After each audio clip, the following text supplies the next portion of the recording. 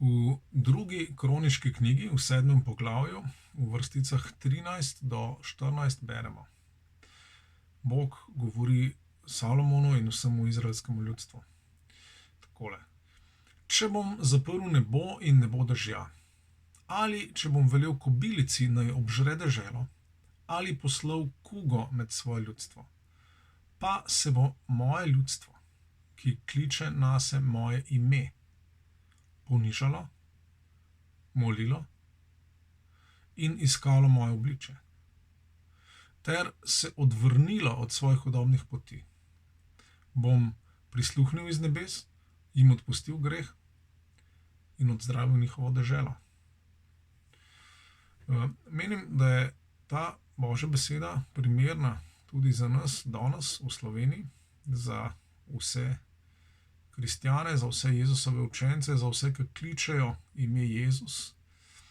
In bi želel, da malo odbližje pogledamo. Se pravi, v prvem delu smo slišali, da se lahko zgodi ali suša, ali kobilce, ki so nevarnost, recimo v deželi, kot je Izrael, ali pa potem je omenjena kuga, s tem, da moramo seveda vedeti, da tukaj ne pomeni samo kugo, ampak pomeni katerokoli epidemijo. Nekateri prevodi Svetega pisma to tudi izrecno tako prevedejo.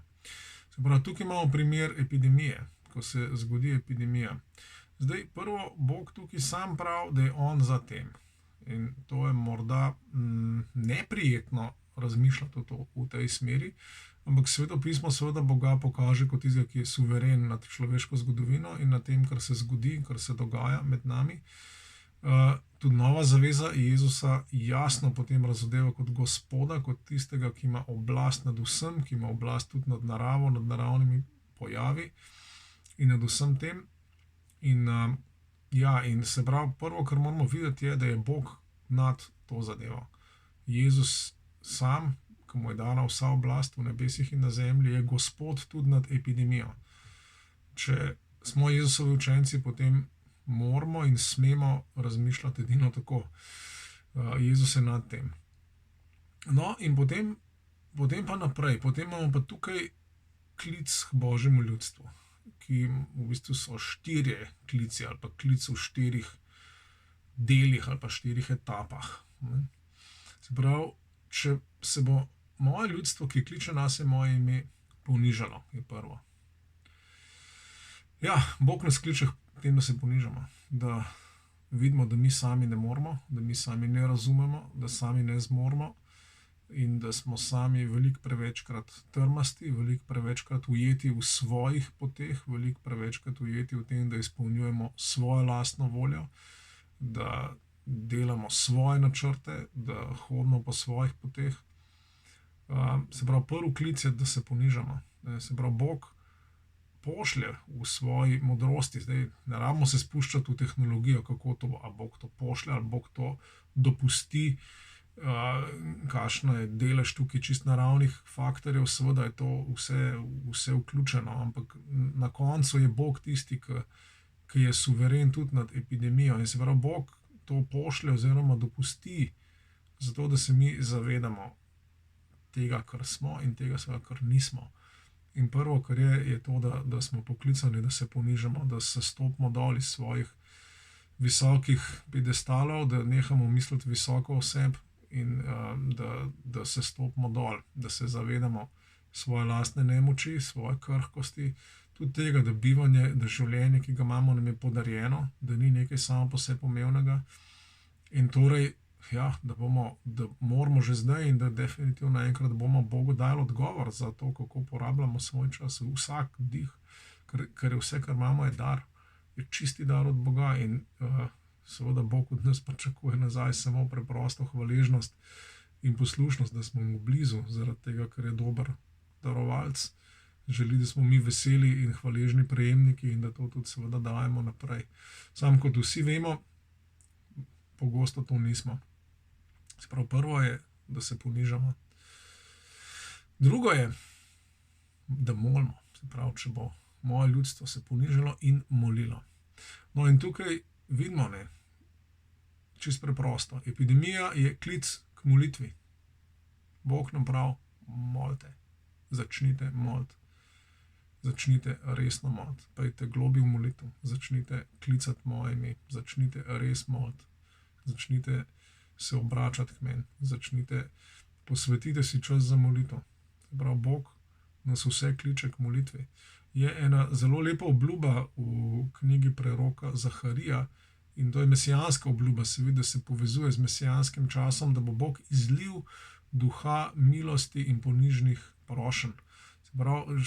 Sej nova zaveza tudi sama pričuje, da sami ne vemo točno, kako moliti, ampak Bog nam prihaja na pomoč prav s svojim svetim duhom, ker ta sveti duh želi moliti v nas, ta sveti duh želi sam se dvigniti v nas in nam dati pravo molitev in tudi nas seveda potem povezati enega z drugim v pravi čisti molitvi, da lahko molimo zase in seveda, da lahko molimo za druge.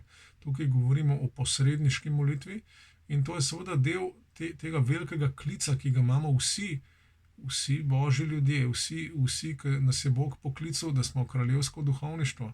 Če smo to zares, potem je naša prva naloga, prva delovna naloga je točno ta posredniška molitev, da posredujemo med zemljo in nebesi, ker nas je Bog za to postavil. Tukaj smo na zemlji, nas konkretno v Sloveniji, se pravi za to deželo, da posredujemo med nebesi in med Slovenijo.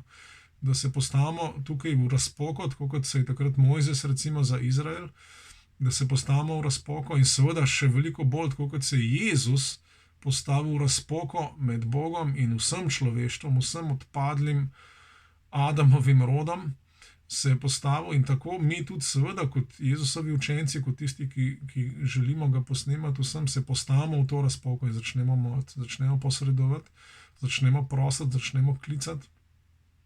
Če kdo ni prepričan, da je ta stvar tudi v Novi zavezi, in se prebere začetek 2. poglavja v 1. pismu Timoteju, kjer Pavel izrecno pravi, da naj molimo, naj posredujemo in naj se zahvaljujemo. Se pravi, to je delo cerkve, delo Kristusovega telesa, je točno posredniška molitev, da stojimo med nebesi in zemljo in kličemo Božjo milost, kličemo Božjo voljo, kličemo Božje kraljestvo, kličemo to, da se očetovo ime posveti, tako kot nas je Jezus naučil. Se pravi, drugo, moramo moliti. Tretje, če se bo moje ljudstvo, ki kliče nase in moje ime, ponižalo, molilo in iskalo moje obličje.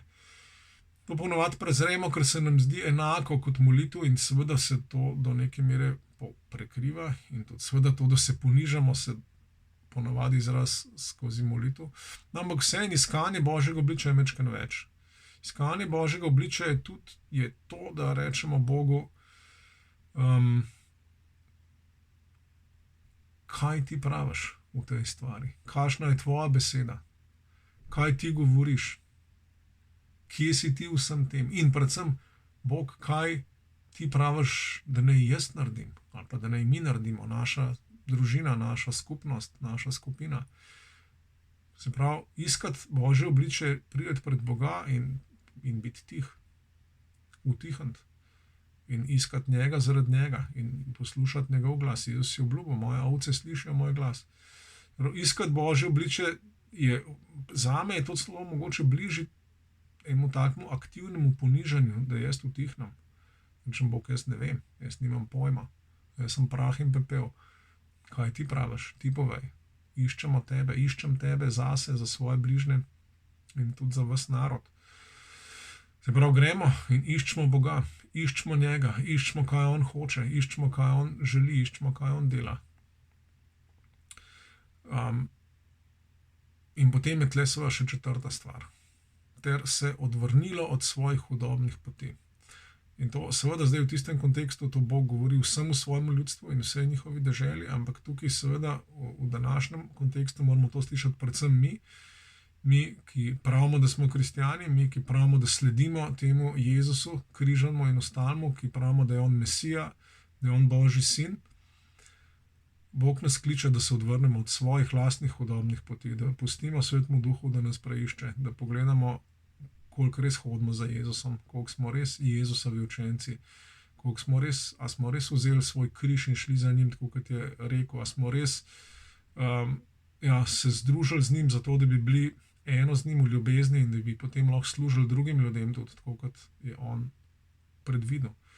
Se pravi, odvrniti se moramo od svojih hudobnih poti. To so te 4 klici, ki so samo en klic Boga, ko pošlje epidemijo. In potem so seveda 3 obljube tukaj. Prav, bom prisluhnil iz nebes. A vidite, tukaj se zdaj ta naveza nebesa, zemlja se vzpostavlja. Tukaj so nebesa pa zemlja so prišli skupaj in Bog prisluhne iz nebes. In potem prvo, kar je, tukaj nam to mogoče spet ni fajn, ampak Bog prvo, kar je, ga skrbi naš greh. Prav, bom odpustil njihov greh.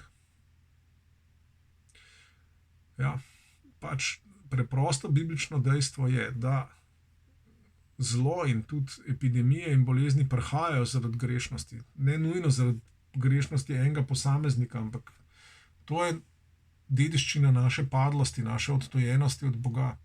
In mi tudi, ko živimo, tudi če nismo sami krivi kakšnih hudih grehov, živimo v družbi, ki je pač taka, da Boga ne posluša, ki je slepa in gluha za Boga. In smo tako ali drugače nosimo to breme tudi mi, ampak Bog obljublja, da bo odpustil grehe. In tukaj mogoče bi opozoril še na en vidik posredniške molitve, ki jo vidimo zelo lepo pri proroku Danielu v 9. poglavju, kjer on sam moli za Izrael, za ljudstvo, ki je odpadlo od Boga in sam priznava grehe v prvi osebi. Se pravi, mi smo grešili, čeprav, kot vidimo iz Danielove knjige, on ni bil res kakšen grešnik. Sploh to ne drži za njega, ampak on se je enostavno izenačil s svojim ljudstvom in rekel, mi smo grešili, mi, naši očetje, mi smo ravnali brezbožno, uprli smo se ti. In tako, če želimo biti podobni Jezusu, pa podobni Jezusovim prerokom, potem moramo sami enako stopiti v to razpoko, než Bog, grešili smo. In molimo za grehe vsega našega ljudstva. Jezus je vse grehe naložil, Bog je vse grehe naložil na Jezusa.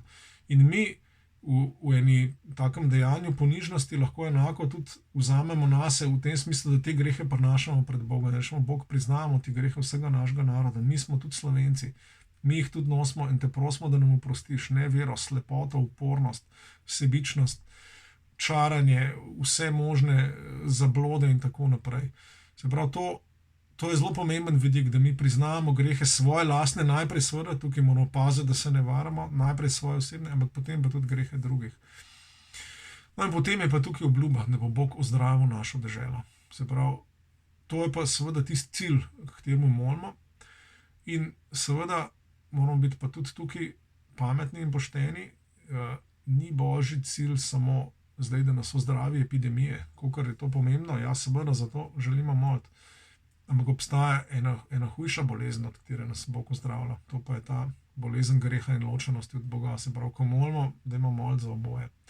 No, s tem bi preprosto zdaj pozval vse moje brate in sestre v Kristusu, vse, ki kličete Jezusovo ime, vse Jezusove učence, da se združimo v molitvi za Slovenijo, da res se ponižamo, da molimo, da začnemo iskati Boga skupaj, in da se odvrnemo od vsega zla, da priznamo, da smo ponižni tudi v tem, da priznamo svoje grehe in grehe svojega naroda in da prosimo Boga za usmiljenje, prosimo Boga za odpuščanje grehov in za ozdravljenje.